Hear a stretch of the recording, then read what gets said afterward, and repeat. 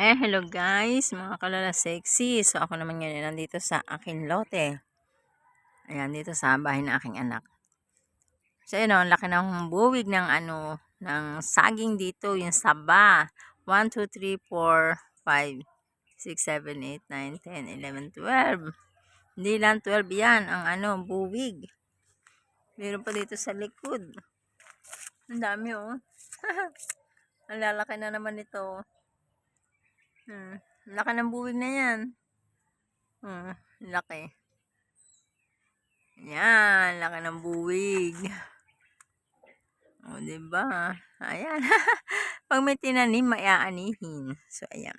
Ito naman tayo ng aking anak na sitaw. So, yung iba hindi pa lalagyan ng ako. Ito yung mga tanim ko pang talong, oh. Ayan, oh. Ayan, may bunga na. Tayo isa. Ayan. Talong. Nakuha ako ng isa. Nakuha ako ng isang talong. So, yun o. Ito pa yung isang buwig. Ari ko, may tinik yung talong. Ayan. Ayan o. Ang ganda laki ng puso. Pero maliit ang pinakaano nito, buwig. Hindi katulad ng isang ayo na napakalaki. O. Kailangan ayun ay tukuran. So, ito yung ibang puno. Ayan o. So, hindi pa naililipat ang ko yung ibang mga sulo ito. Yan, may kaunting kamote.